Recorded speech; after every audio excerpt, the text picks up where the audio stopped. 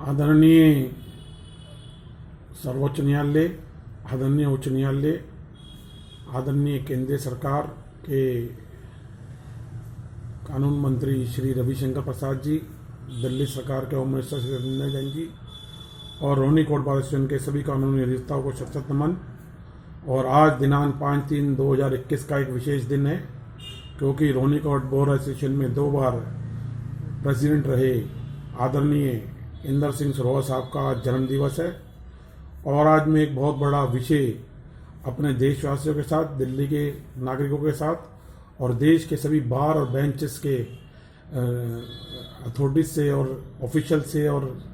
Member से मैं आज अपना एक विषय चर्चा करना चाहता हूँ। मेरी आज सरकार से और दिल्ली सभी के स्टेट गवर्नमेंट से और बार से और संबंधित बेंचेस से आज एक अपील है, रिक्वेस्ट है कि देश के अंदर जिस तरीके से 112 नंबर की कंट्रोल रूम 100 नंबर की एक सुविधा है देश के नागरिकों की समस्याओं को सुनने के लिए, उनको इंसाफ दिलाने के लिए, उनको एक मदद के लिए, उसी वजह से मैं चाहता हूं कि आज भारत के अंदर जितनी भी खास तौर से रोहिणी कोर्ट बार एसोसिएशन से इसकी शुरुआत हो कि एक एडवोकेट्स के हेल्प के लिए एक कंट्रोल रूम नंबर होना चाहिए, जिससे कि वहाँ पे उसको 24 घंटे कोई ना कोई 2 एडवोकेट कम से कम बैठे हों संबंधित बार में। सभी बारों के अंदर डिस्ट्रिक्ट कोर्ट्स के अंदर बार के ऑफिस होती हैं, बेंचेस के पास ऑफिस हैं। मैं चाहता हूं कि उसके अंदर उनका डायरेक्ट कंसर्न जो है एसीपी रैंक के ऑफिसर के साथ होना चाहिए और संबंधित डिस्ट्रिक्ट एंड सेशन जज जो भी उस कोर्ट से बार से संबंधित हो उनके साथ इनका संबंध होना चाहिए।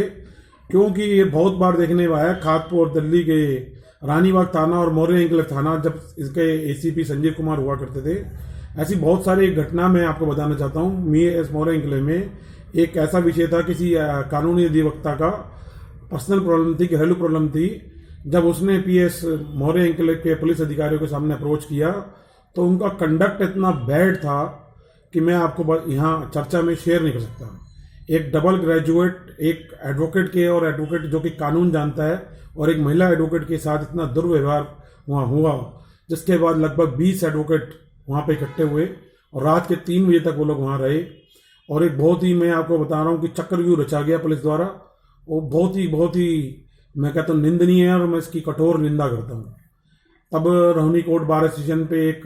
महिला कानूनी अधिवक्ता है आशा ज्योति आर्या जी, जो लगभग रात के 3 बजे तक वहाँ रही और उन्होंने बहुत उस जो कानूनी अधिवक्ता खड़े थे उनको साथ खड़े होकर, एक महिला अधिवक्ता होने के बावजूद रात के 3 बजे तक वो लोग वहाँ पे रहे। मैं इसके लिए उनका बहुत बहुत धन्यवाद करता हूँ कि इस तरह की इंस्पिरेशन, मोटिवेशन होना चाहिए। जब कोई कैंडिडेट खड़ा होकर आता है तो उसके पास कुछ मुद्दे होने चाहिए, कुछ इश्यूज होने चाहिए जिनके बिहाफ पे वो अपने आने वाले एक एडवोकेट के मदद कर सकता है, उनकी आवाज़ सरकार और केंद्र सरकार और संबंधित न्यायालय और बेंच तक पहुंचा सकता है, बाहर तक पहुंचा सकता है और सीधा सीधा इनका कानूनी अधिवक्ताओं का संपर्क इस देश की जनता से होता है। इस 135 करोड़ की जनता को न्याय दिलवाने के लिए यही एक ऐसी अथॉरिटी है जो कि प्रयास करती है और इनकी जान हमेशा खतरे में होती है। टेररिस्ट के केस ये लड़ते हैं, 100-150 मुकदमे वालों के केस ये लड़ते हैं। इनके पास ना लाइसेंस है, ना इनके पास कोई सिक्योरिटी है, ना इनके परिवार के पास कोई सिक्योरिटी है, ना इनको सरकार कोई इनको रेजिडेंशियल इनकी कॉलोनी बनाती है, पुलिस कॉलोनी जैसे बनी हुई है, ना इनके लिए स्कूलों के अंदर कोई आरक्षण है। किसी सरकारी स्कूल में, प्राइवेट स्कूल में, कॉन्वेंट स्कूल में कोई आरक्षण नहीं है। जब ये लोग पूरी अपनी मेहनत से करके एक कानूनी अधिवक्ता बनते हैं तो इनके पास सरकार की तरफ से कुछ भी ऐसा नहीं होता कि इनको लगे कि सरकार और जो देश की जनता के लिए उन्होंने एक सोशल और चैरिटेबल काम शुरू किया है, सोशलिटी का, कोई किसी की कोई मदद नजर नहीं आती इनके साथ खड़े हुए। ये एक बहुत गंभीर विषय है। मैं चाहता हूं कि रोहिणी कोर्ट बार एसोसिएशन में एक बहुत बड़ी जस्टिस क्रांति,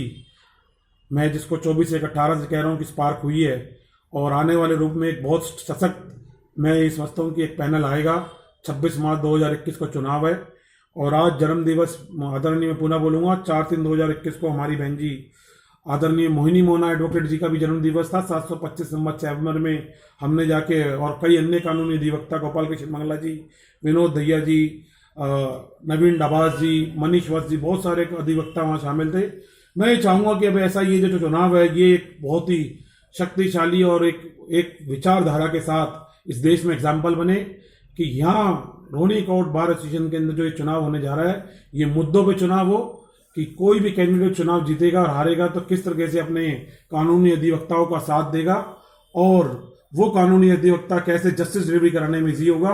मैं आज ये चाहूंगा कि जब एक कंट्रोल रूम की आज अगर सरकार वो कर देती है, अप्रूवल करती है और ये बार ये मुद्दा उठाएगी तो ये एक बहुत बढ़िया कदम होगा, क्योंकि जब एक थाने के अंदर और पुलिस के और एडवोकेट्स के बीच के अंदर एक फ्रेंडली रिलेशन इससे कायम होगा, अच्छा रिलेशन बनेगा कि पुलिस अधिकारी एसीपी रैंक का अधिकारी जब एडवोकेट के साथ होगा, क्लासेस होंगी, दोनों के बीच में बातचीत होनी चाहिए, काउंसलिंग होनी चाहिए, कानून के बारे में डिस्कशन होना चाहिए, कानून के अंदर रिफॉर्म्स आना चाहिए कि समस्याएं कहां होती है। सबसे ज्यादा मैंने लड़ते हुए देखा है कि जब कोई आदरणीय सुप्रीम कोर्ट की जजमेंट ललिता कुमारी वर्सेस स्टेट को लेकर पहुंचता है तो पुलिस डायरेक्टिव टैक्टिक्स का यूज करती है और अनचाही कारणों के कारण 3-3, 4-4 साल अटकती है। D K. Basu versus state west of Bengal और आदरणीय सुप्रीम कोर्ट की अनदर जजमेंट है अरेस्ट को लेके, इसका वॉल्यूशन अक्सर होता है, तो इनका कुछ कानून इधर चाहकर भी कुछ मदद नहीं कर पाता। और आजकल 186, 353 एक टूल की तरह यूज होने लगा है, खास तौर से कुछ बेल्स होती हैं तो उसके अंदर पुलिस एक टूल की तरह इस्तेमाल करने लगी है, मिसयूज करने लगी है पावर का। तो अगर मैं ये चाहूंगा कि अगर एक ऐसा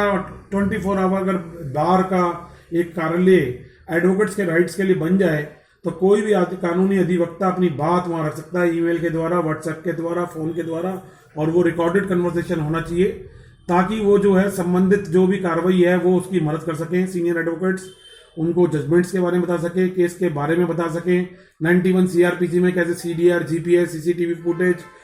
सेव होने ये बता सकें, कोई इंक्वायरी रिपोर्ट कोर्ट में कैसे प्रोड्यूस होनी है ये बता सकें, कोई फिंगरप्रिंट्स लेने हैं और पुलिस नहीं ले रही तो कैसे ले सकते हैं, पुलिस को भी ये बता सकें कि वहां पर जब एसीपी रैंक का अधिकारी होगा कि जब पुलिस वाले एक पटरी पे, दिल्ली में 5 लाख पटरियां हैं, एक पटरी के ऊपर बैठने वाले आदमी का अपने पर्सनल मोबाइल से चालान काटते हैं आईपीसी 283 में पर्सनल मोबाइल यूज करके, तो जब कोई क्राइम होता है तो वो अपने मोबाइल का यूज क्यों नहीं करते। तो इस तरह के चर्चा के विषय चलेंगे और मैं समझता हूं कि जस्टिस डिलीवरी होगा। 135 करोड़ लोगों का विश्वास बार की तरफ, बेंच की तरफ, इस देश की न्यायिक प्रक्रिया की तरफ, केंद्र में बैठी सरकार की तरफ, स्टेट में बैठी सरकार की तरफ विश्वास बढ़ेगा